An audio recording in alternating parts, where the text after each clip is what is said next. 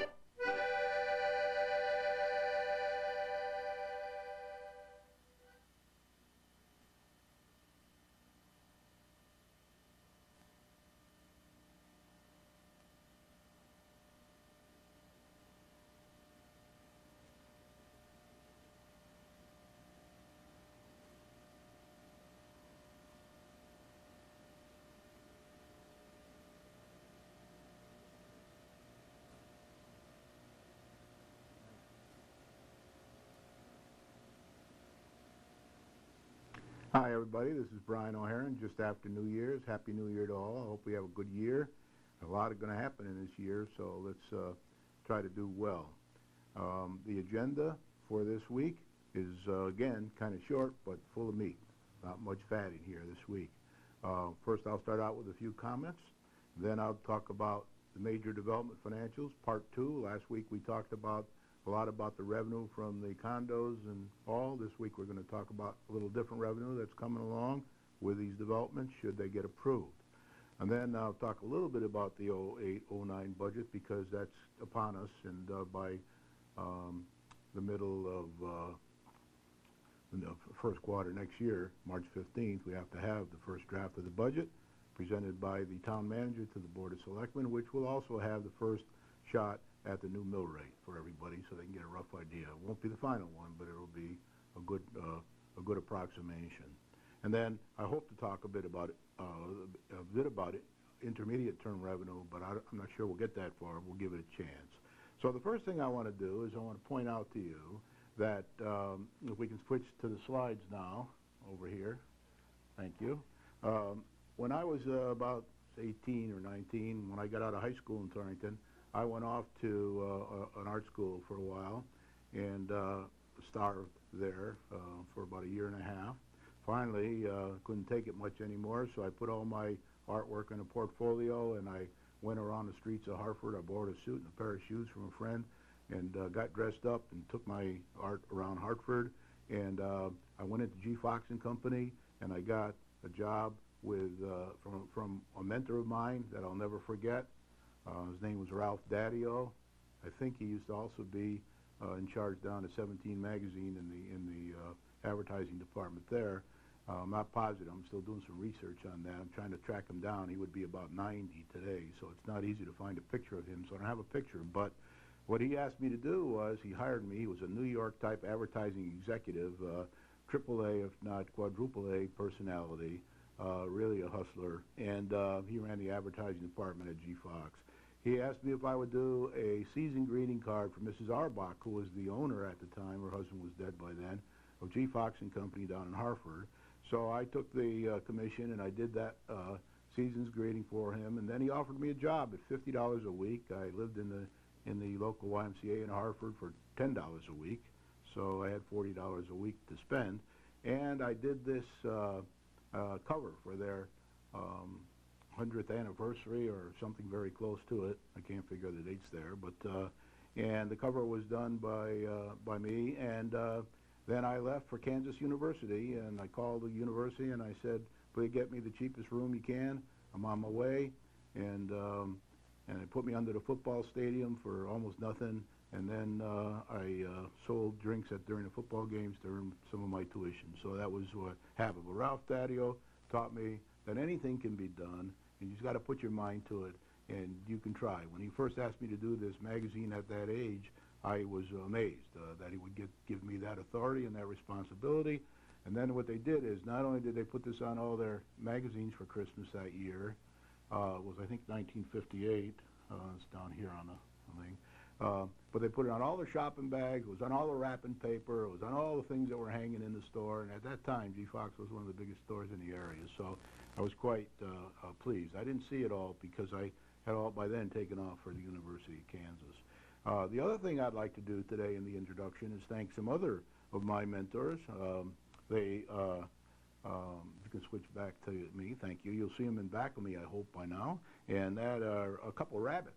And these rabbits were very, very instrumental in my sort of early years of 0 to 6 years old, when my dad used to read to me. My dad read to us in our house, not my mother, because there were 2 boys at the time. My sister didn't come along for 12 more years or so. So my dad would come home from the factory, and he would read to us. And one of the things he always read was Howard R. Garris's book about the Uncle Wiggily long years. Uncle Wiggily was a very beneficial rabbit. He was always trying to seek his fortune, and he was very good to others. On back of me, you'll see 2 of the book covers that I got recently from a lovely young lady at the library here in Winsted, and Beardsley Memorial Library in the children's room, and she made a nice copy for me, colorful copy from the internet. And Brer Rabbit, one of the pictures here you see is him plowing snow for all his neighbors, trying to be benevolent. And the other picture is he had made up an apple dumpling pie or something, and he was giving it out to a poor family of squirrels. So that was always main state of my impression. It was very impressionable for me as I was younger and grew up. I never forgot Uncle Wiggily and the things he did, and the fact that he was always out trying to seek his fortune. I think it might have given me some of my drive. The next thing was Brer Rabbit. You know, Brer Rabbit was Joel Chandler Harris, his stories, and we were all familiar with those when I was growing up, no more today. But Joel Chandler Harris wrote the Brer Rabbit into his stories, and Brer Rabbit, from him I learned, watch out for briar patches. Try to don't get stuck in a briar patch, don't get thrown in a briar patch, and try to always be on your toes and be aware. And part of the reason I bring these up each week, these kind of introductions, is because I'm a firm believer that if you're observant, you can learn from everybody, and that children today should be taught to learn from everybody, learn from every experience, whether good or bad, and then in the long run, they all add up to a successful person. So it isn't just school you learn from and teachers. They're very important, but it's every experience you have, and from your dad and mom reading to you to experiences that in your teens as you take up part-time jobs and things like that. So my view was learn from people. I learned a lot from people by observing. These people that I talk about, like Ralph Daddio, they didn't even know that I was learning from them. They were teaching me. It wasn't until years later that I realized the things that I had learned. So having said that, later we're going to put up my other friends, the entrepreneurs of Winsted. First I want to talk about a few things, and then we'll put them up in the background for the rest of the show. We're going to have them on a few weeks ago, and for one reason or another we didn't get them up there, but they'll be there today trying to give me a hand, because it's going to be a tough show today with some real hard news, so good news, but tough stuff. So now I'm going to put up the first slide, which is We have to pay attention. We have to pay attention. As you know, we're in intensive care, and when you're in intensive care, everybody needs to pay attention. I want to start out by saying that, we still have the town problem that I've been talking about for weeks and months, and that problem isn't going to go away. That problem is we're breaking even, and we have been for 10 years, and meanwhile our infrastructure is not being kept up to date the way it should be, and we're not adding some of the things to the town, the quality of the town that we would like to add and that need to be done. So that, I want to remind you, we still have that problem, and I will keep reminding you that, because the problem, you won't be able to solve the problem unless you really understand that we have it. How long will it last? Well, I did some papers to show that it probably lasts a long time, and certainly for the next 3 to 4 years, and that if we're lucky, we may be able to get some revenue in here. If we don't play our cards right, we won't get the revenue then, and the thing could last for another 10 years. So we could be in pretty serious financial straits here. We'll always, of course, hopefully be able to get our 3-4% in from the taxpayers to keep afloat, but that isn't going to help us too much with our growth aspirations. How should we proceed? Well, the way we have to proceed is we have to have a friendly environment and a welcoming environment to new businesses and new developments that want to come in and add to our taxpayer base, not just the tax base, but the taxpayer base. And we need to be we need to be seen by everybody that wants to come here as very hospitable and very welcoming and very much in the realization that we know we need them as much as they need us. And it can't be, well, we're doing you a favor by letting you come to our town. It's got to be, let's all work together and let's all be successful together. Upwards pressure, we still have upwards pressure on our next year's budget, 208-209 budget. I'm not going to put the slide up this week. I've had it up every week since before, and I'll probably put it up again next week. But basically, we're somewhere in the 5 and a 5.5% upwards pressure when you take previous debt and you take the amount we're going to need for the town for raises and things like that, the normal inflation. So, we're kind of looking at least the normal inflation for next year's budget increase across the board. That doesn't mean we'll have that. Maybe we'll find some way to save some money. But I can tell you, there is no magic wand, and there's no big lump of money coming into town. The money will come from the taxpayers, most likely. I could be wrong, and we'll find out over the next 3 months. And the other thing I want to remind everybody of is, and I don't think you need too much reminding of this, but the big revaluation, upward pressure that came along, and you all know what that is now. And again, I mentioned some of the properties that up in the lake and other areas of the town went up hundreds of percent. One person told me his went up 1,000%. Several 300, 400, 500, 600%. So one way or another, there are people in this town. The average person will not get affected too much by the reval, but there are a lot of people who will be affected, and those people will vote. So they might be a small percentage of the people, but there'll be a high percentage of the voters, I think. So we need to be aware of that, and we need to pay attention to it. Progress towards additional new profitable taxpayers. As you know, in one of my programs a month or so ago, I told you that it isn't just growing the revenue that's important, it's growing it profitably. We need to add taxpayers. When we do a reval, all that new revenue comes from the existing taxpayers. So that doesn't really help us out too much as far as our own taxes are concerned. What we need to do is get additional new profitable taxpayers in the town. And you can get developments in the town that are not profitable, that cost you more money in the long run than they save. So that's something we have to be aware of. We can't really legally, I don't think, suppress that, but we have to be very careful, and we have to encourage the ones that are going to be very profitable to try to counterbalance the ones that we have to do that maybe perhaps aren't so profitable. So right now, we're not doing too well in the short to medium term. All we have basically is a reval. We do have some people coming to town, and things are moving along, but nowhere near at the rate we need them to improve to be able to afford our needs and wants. We need to concentrate on the hospitality in the short term. That's why I keep hammering it on these programs all the time. And we need to get that good impression to come across throughout the state and throughout the New England and throughout United States, that we are a very hospitable, nice place to be, and we have to overcome some of our natural shortcomings like the terrain and things like that with our personality, so to speak. And personality goes a long way if you don't have some of the qualities that perhaps are needed. And then, of course, in the longer term, there is the possibility of the developments. They're not a certainty for any means, and by any means, and they may or may not ever come to help us. But we're going to try to get them here if we can, and we're hoping that when they do come, they will help us. As far as we're say here is that right now our average yearly increase in the net grand list has been about 16,026,447. A lot of that comes mostly from existing taxpayers, the reval being a big part of it. Now it's going to happen every 5 years. We're going to have a reval. Some years it might go down. It hasn't in a while, and it probably won't, but, you know, we'll find out in 5 years whether it'll go up or down. I wouldn't count on it going down, although it is a possibility. We'd have to have pretty big economic problems for it to go down.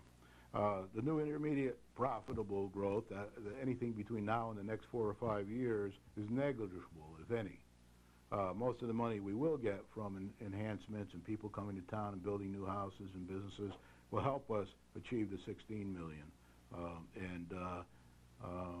It's going to take hard work to get anything else. So I want you to know at the start of this program that we are in tough straits here, and we're going to have to work hard to be able to get improve and get the wants and needs. The teachers just got a reasonable increase over the next 2-3 years. I saw that. I thought everybody did a good job at negotiating and understanding our position there. That's behind us now, but that will be another upwards pressure on the next year's budget, which we will have to achieve one way or another. And then the long term is a possibility, as I said, if we, the town, can help, and if the developers are successful. I mean, we always have this concern that perhaps we'll be successful and we'll get them their permits, and they'll get their permits, but in the long run they won't be able to produce, okay? Now, I'm hoping that doesn't happen. I don't think it will happen, but you never know. So as a town, we have to be prepared. We have to be able to say, how can we grow our existing without the development, if necessary, if that doesn't come? So we have to, you know, in the future weeks, I'm going to be putting more emphasis on that, especially once we get these permits agreed. Then we'll be concentrating on other things, the short to medium, intermediate term, rather than on the long term all the time. All right, with that, I'd like to switch now the background to my helpers, the entrepreneurs of the earlier days of Winsted, who knew how to grow a town and knew how to make it successful. And I want to first start out by saying that last week when I talked about the benefits of the new developments, this is going to be mostly new development stuff for a while here. The new developments, I'm going to provide you with some more financial information now. They relied a lot on the Harold Michalowski report, page 4.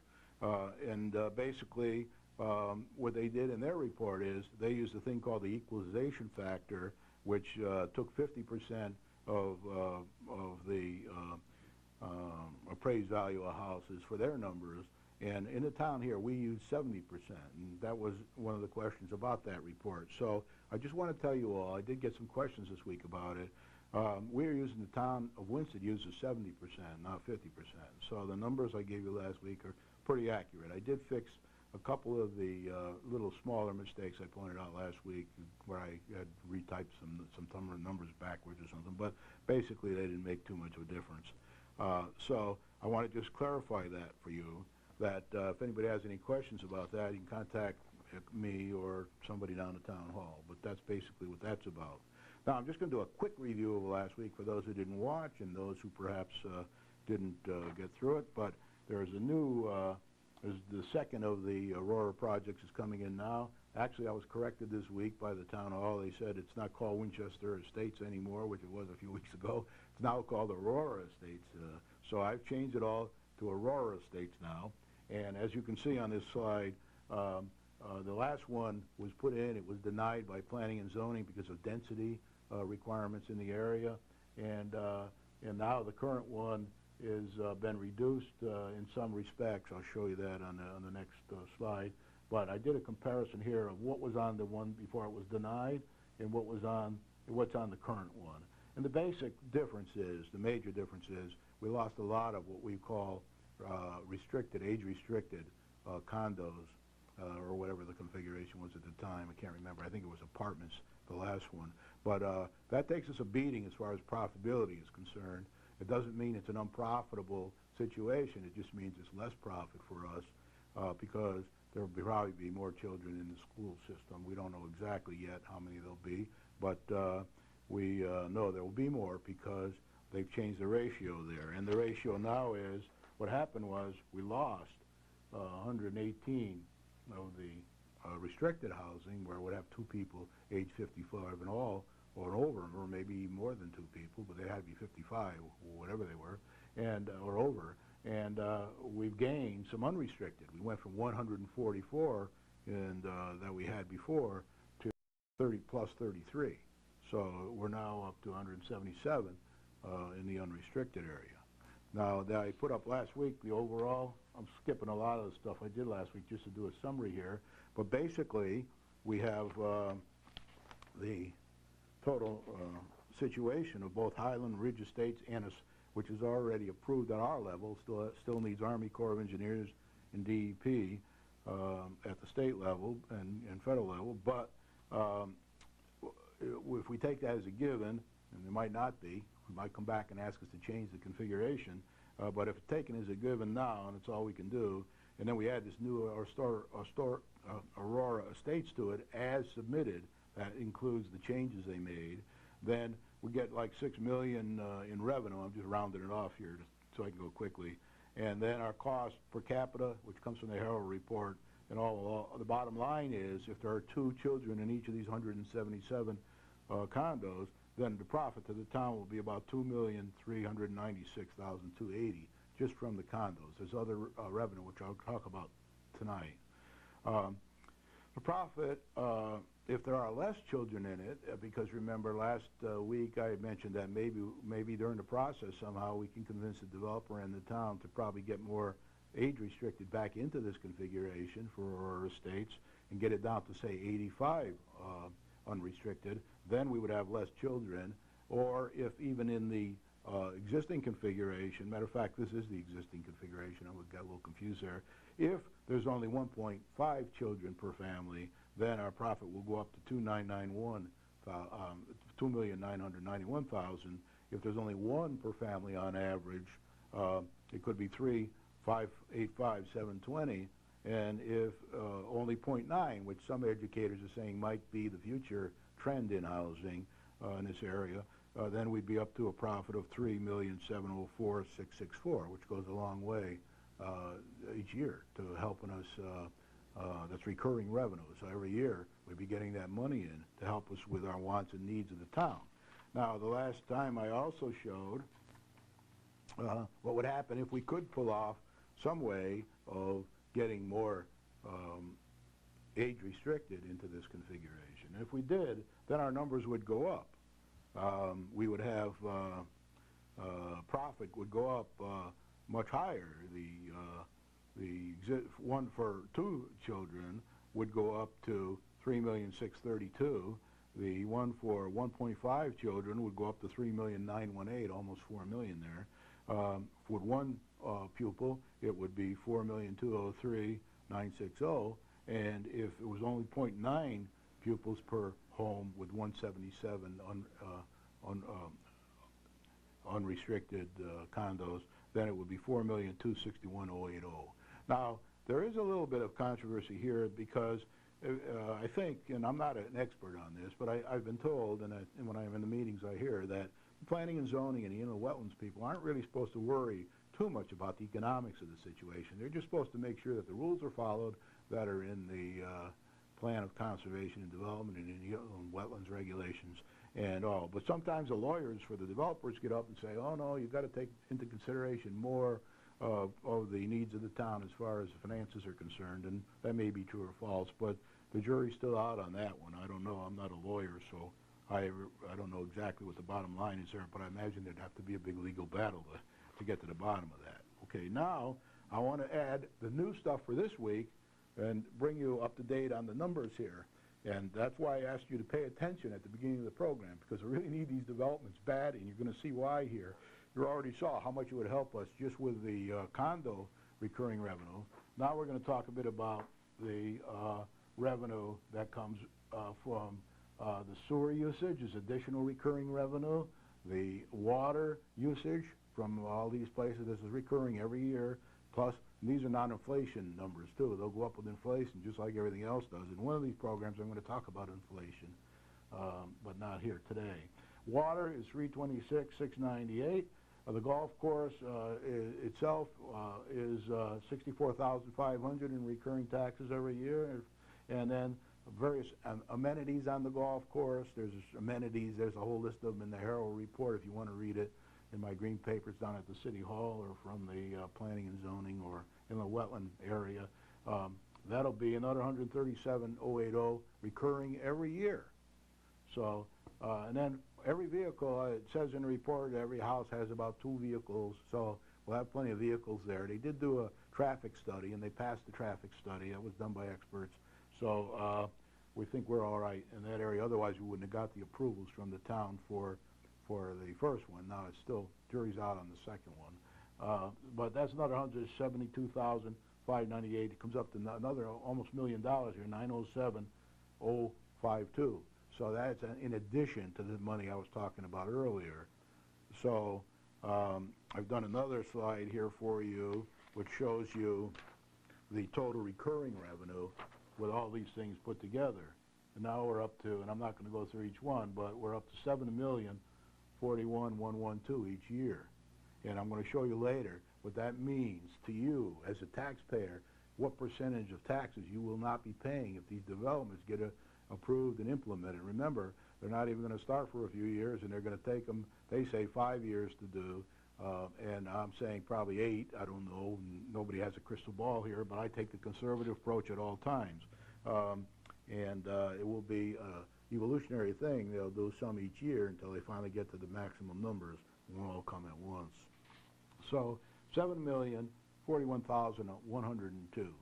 Burn that number into your head. It's very important, and may never happen. They may not be able to sell the house. There's 1,000 reasons. I could do a whole show on all the reasons why this thing couldn't get done, and I can do another show for an hour on all the reasons why it can get done. So you got to be careful who you listen to on this kind of stuff, and later on I'm going to ask you to go find out for yourself. But now, as far as total recurring revenue, non-recurring revenue, this is revenue that only comes in once.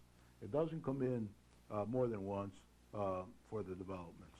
Now, one is housing permits. They need a housing permit. It's $15 per $1,000 of building cost. And when you work it all out, and it's in the Herald Report, the whole thing comes out to about $1,705,500. Now, what I did here, because we don't have all the numbers in the Herald Report for the new Aurora estates, I just took 40% of the Highland Ridge number, because that's about what the Highland Ridge revenue, Aurora Estates revenue ratio is. So I took that 40 just so we could have a rough idea. Again, these are rough ideas, and nobody has a absolute positive answer at this stage of the game on any of this. So the housing permits are there.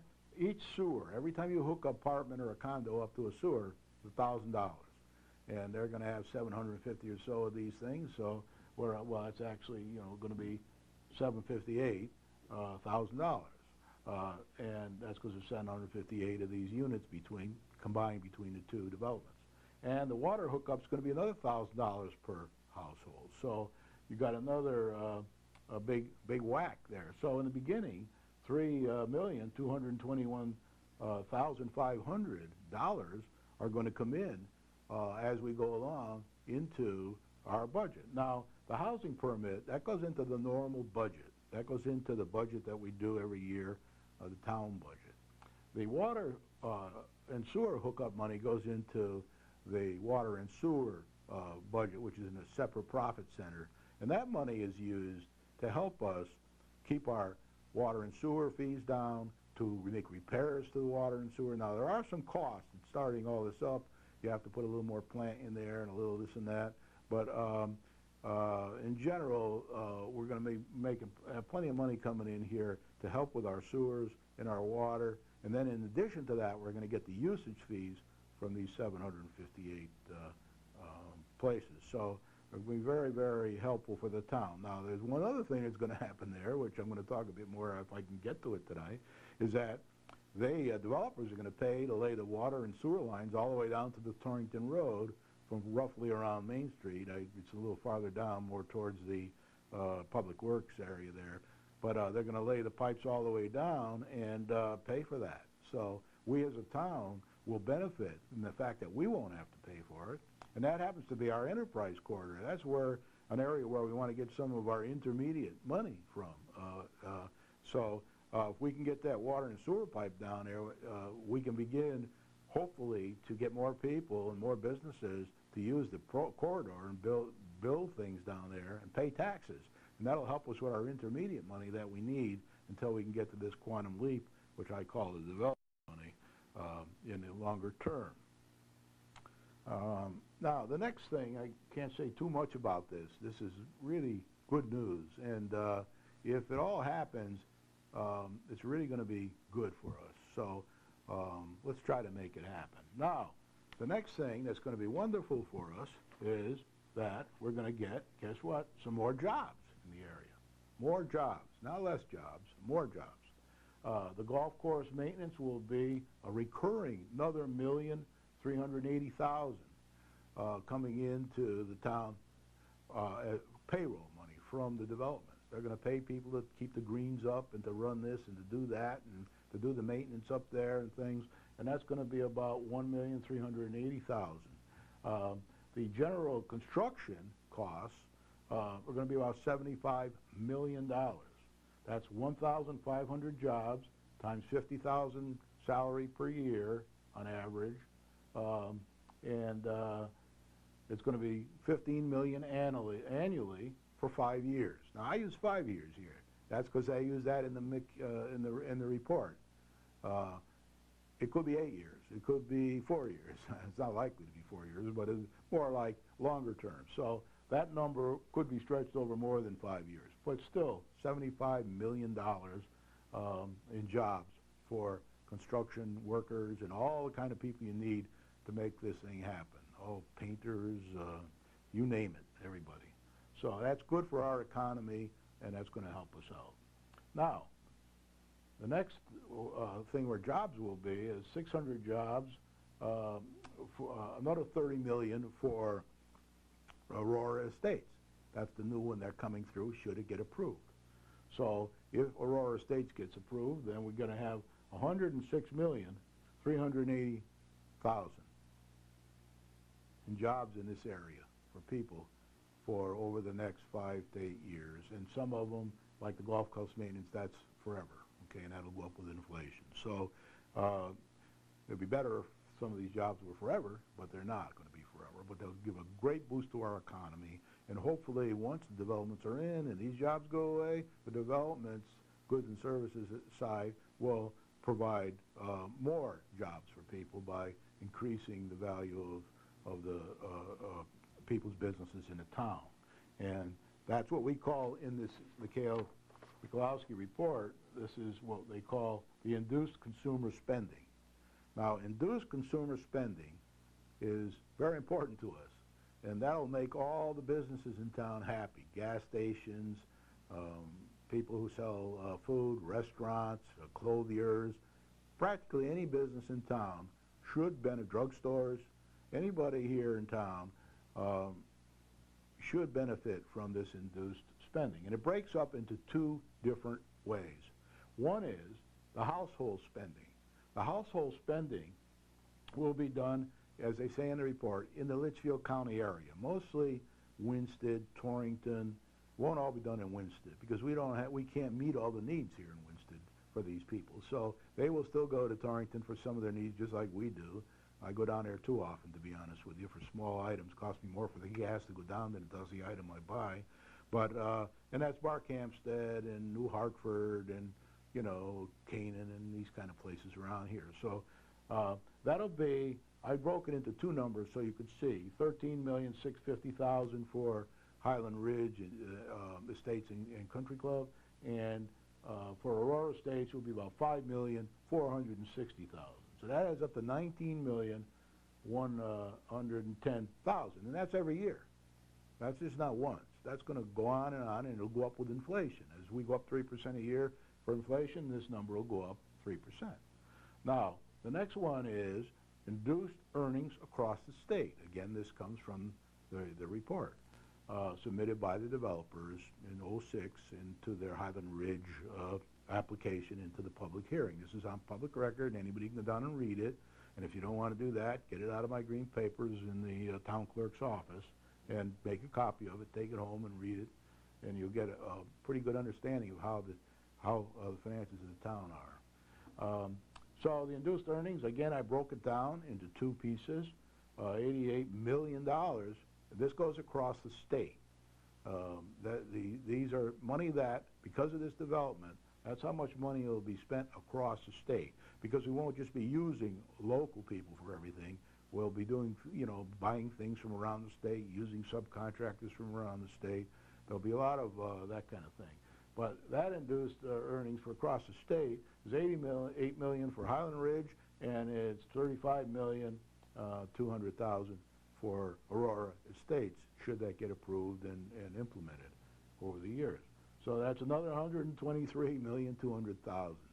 And I'm not quite sure how recurring that number is, but a certain amount of it will be recurring, of course, because we all go out, we all spend money in various areas. And I keep telling people, I like to use my own personal experiences as much as possible, because I've worked all over the world. I get people coming here from all over the world, and I can tell you what they do. They run to the stores. If they come from New York City, they don't go back without filling up their car in one of the local grocery stores. If they come from overseas, England, for example, they don't go back without a new pair of golf clubs, probably some computers. I was just up at my daughter's house in Maine, and her father-in-law came in from Germany, and he loads himself up with cell phones and computers and for his friends and family, and there's a lot of that done here, and a lot of restaurant going to, and a lot of purchasing, and a lot of things. Go to the events in the area, up to the ski slopes. They go to the water parks, and go fishing, they golfing, they do everything. So there's plenty of money going to come into the economy. Now, I must be honest with you, I don't think there's a lot of people who want this money to come into the economy, and they want to keep it small and peaceful, and that's their prerogative, and that's how they should vote, whatever they want to. Now, the other problem we have, and part of the reason I decided to speak here over the years, is because most of the businessmen have to be very careful what they say, because they do business with everybody in town here, and they don't want to anger anybody. So they keep their own private beliefs to themselves. But I would say that most of the people in this town want to see the town grow, prosper, and they want to see it get the wants and needs, have the better schools, have the better everything, and be part of what's happening here in the world. So that's kind of that. Now we're going to get to a very interesting slide, and that slide is where we talk about the percentage. As a matter of fact, there's 3 or 4 slides here for this. Percentage of annual tax savings eventually, if it all happens, if we make it happen, and the developer comes through, and we got to make sure that happens. We got to work with him to make sure he comes through too. Then eventually, for existing taxpayer, we'll have to pay less taxes. And I did some numbers here for that, which I'll go over these as soon as I get to my page. Okay, so if the option happens as is presented, and there are two pupils per family, then in the future, each individual taxpayer will save 12% a year. This is a long way down the pike, and it's when the development's done, but we'll save 12% a year if there are 2 pupils in each of the 177 condos. We'll save 1.5, if there's 1.5 pupils in each condo, we'll save 15%. If there's 1 pupil per condo, we'll save 18%. That's 18% less that each of you will have to pay for taxes, because the new taxpayers will be paying that burden. They'll be paying their share, which means 2 can leave cheaper than 1. I'm not so sure that always comes out true, but that's what we were taught when we were growing up, that when we got married, Who could live cheaper than one? And that seems to be the case, I guess. Now, if it's 0.9, then it's 18%. If it's 1.0 pupils, it's 18%. Now, if any educators are out there looking here and they have any better information on the number of pupils per family, and I am talking to them, I'm sending them emails, I'm trying to get information back. But meanwhile, I did double-check the Herald report. I looked on the internet with some people that are used to using the internet into the state databases, and it looks like in 2005, the Herald report was pretty accurate. And since the number of pupils is going down and not up, we should be in pretty good shape here with the numbers we're using as a guide. These are only guide numbers. Okay, if the residential is reduced to 85 unrestricted condos instead of the present 177 during the public hearing in the process or afterward or whenever, if it all happens at all. And remember, it might not be good for the developer to change to 85 unrestricted condos from 177. He may not be able to sell that. He may need to have the the unrestricted condos of 177. He may, and so we have to live with that. And it's still, the point I'm trying to make here, it's still going to be very profitable for us either way. It'll be more profitable with less unrestricted condos. But so if that changes and we go down to 85 unrestricted condos, then we're talking about 18% that you'll save every year on your taxes. And if we go to providing things go the way they're going now, I mean, if we have a great inflation year or something, then that's, you know, it might be a little different. But percentage-wise, it'll still be the same. And then 1.5% is 19. It will be 1.5 pupils will be 9. I got a mistake on the slide there. 1.5 pupils will be 19%. 1 pupil will be 21%. And 0.9 pupils per each of these 85 unrestricted condos will be 21%. So you can see how this will help you and your family. That's money you can spend for your children's education or your retirement or better living for yourself, whatever. Okay? Now, besides that number that I just gave you, these numbers here, then we have to add to that because we had that other additional revenue that I put up on a previous slide. And if we can switch back, thank you. The additional recurring revenue will give us another 1% for each category, from the golf course, from the personal property, which is the vehicle taxes and things like that, and recurring fees will be another 3%. So that's the water and sewer stuff. So now we're up, that'll be 3% more. And then we got the one-time non-recurring revenue of 13%. That's where we talked about getting that $3.5 million in for hookup fees and things like that for water, sewer, and all. So on top of that number, so what I've done now is I put together another slide for you which shows you how we total these things out. So you can get an idea what the bottom line is. We like to talk in business about the bottom line. I went over that, I think, last week or the week before, about how businessmen like to know what's the bottom line and what is it we're headed for, where are we going. And basically the total is, so I've done a total, and I've said if we do have 177 unrestricted condos, as has been submitted by the developer for Aurora Estates, then when we add all these things together, we get 17%, but that's okay. Price Quarter does have some tax abatements there and things, so you know we might not see as much right off the bat. They do give some kind of tax break. But anyway, it'll save on the future developers, and we should be able to shift people into there quicker. This will also allow for future development along the corridor that we so badly need.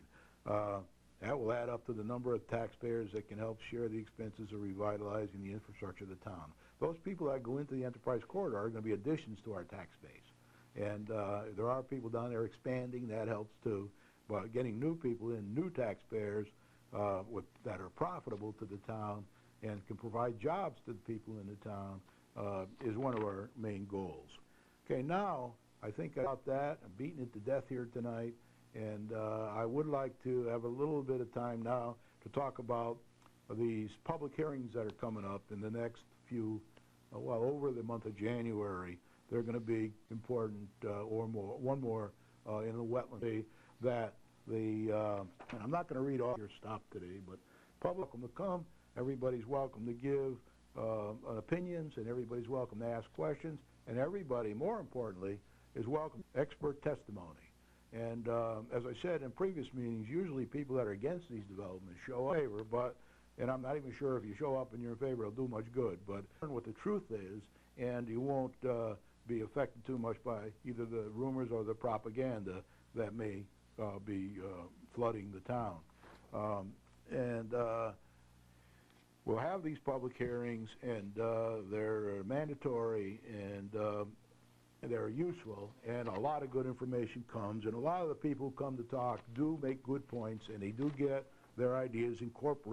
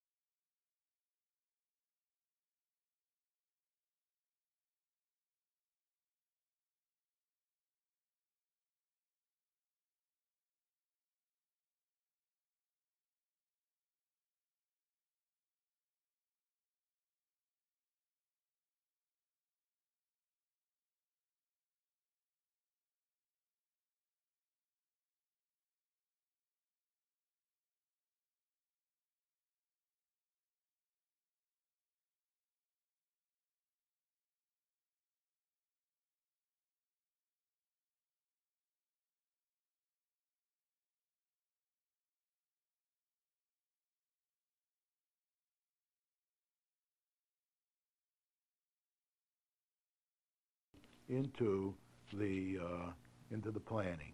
The last Highland Ridge, I don't remember what the final number was, but at the beginning it was like 90 conditions that were placed on them. Some are the average conditions that we always place on these things, but there were a lot there that were put in because various people in town did make good points and they were accepted, neighbors and things like that. Now, for these public hearings, the developer does have to put out a registered letter to every neighbor, and one time they had to call off the public hearing because they forgot to put out or misput out some of the letters. So there'll be a certified letter coming to everybody who's a neighbor of this Aurora Estates, and but anybody in town or the state, for that matter, can go to these meetings, and they're very useful. So the public hearing is for the Aurora Estates is on January 28th, 7 p.m., Hicks Room, Town Hall, and that's the same room that they hold the selectmen meetings in. And then the regular meeting for the inland wetlands is January 16th, 7 p.m. in the Hicks Room, Town Hall. Be prepared to stay a while. I don't know exactly where they are on the agenda, but if you go down to the Town Hall or look on the town website, Town of Winchester website, you can probably get a copy of the agenda. That'll tell you whereabouts these people are on that agenda, and they're usually pretty good about getting these developers up to the front. Not always, as I mentioned last week, but usually. So if you want to know approximately when they're going to be on, but nothing's guaranteed in either of these meetings as to time frames, how long things will go on, and but they run very efficiently under the circumstances. Okay, now the next thing I just want to touch upon is the charter. The intent of there's going to be a revision, not a revision, there's going to be a commission that's going to be looking at a possible revision of the town charter. And the intent of the Charter Revision Commission is to consider changing the town charter from a town manager form an elected mayoral form of government, which is, there has pros and cons to each side of that, and this commission will be looking into that, and they'll make a recommendation to the selectmen. The selectmen will then either agree with that or not. If they do agree with it, they'll pass it on to town referendum, where all the voters in town can become familiar with the change requested and can vote for or against. If the referendum votes yes, then it will be a new charter revision. If not, they will vote no, and then it won't happen. And then sometime in the future, if it went towards a full-time elected mayor form of government, then it will be an election and to elect that mayor. And anybody, including you or I, could run for that, provided we're 18 and a citizen and all the rules that you have to follow. So that public hearing is going to be on January 9th, 7 p.m. in the Pearson School Band Room. Now, this is not the Hicks Room Town Hall. This is Pearson School Band Room, plenty of parking down there, and it'll start at 7 p.m. And what I say here is, please come, listen, and politely state your opinions. And everybody will be listening, taking notes, and they'll be recorded, and there'll be a, I don't know, they won't be visually recorded, they'll probably be tape recorded, and there'll definitely be minutes of these meetings, and then you're welcome to come to that and express your opinion and encouraged to do so. Now, let me just say about these hearings. A lot of people don't come to these. Sometimes very important issues get discussed with very few people around. And there's so much knowledge that's available in these meetings that I encourage you, if you can, weather permitting. Now, I will say that when I read the books about Ralph Nader, his father and mother took him to these meetings when he was very young. And he always thought that was very beneficial for him to learn about how the town was run and, certain points like that. So if you want to bring your children and things, I think you're allowed to do that. If they're not 18, they probably can't ask a question, but maybe they can. Check and see at the town hall, town clerk's office, okay? So I won't go through the whole process here because I'm just running out of time, but I do want to thank my mentor, Ralph Daddio, for teaching me the New York way of getting things done, and I didn't follow all his example. He had a pretty high, I guess he had pretty high blood pressure from what I could see of him, but he was very successful. I learned a heck of a lot from him, I thank the two authors for giving us those rabbits, because I learned a heck of a lot from them, and of course thanks to my dad for reading me the stories every night and making such an impression on me over the years. With that, I thank you very much. I will be back next week. Monday is a selectmen's meeting. Last week I made a mistake. I thought there was one this Monday, but there wasn't. But next Monday there will be one. So next week I'll be probably more or less commenting on that meeting rather than anything else. So let's have a good, successful, amiable meeting with good news for the world to help create this environment for success that we're trying to achieve. Thank you.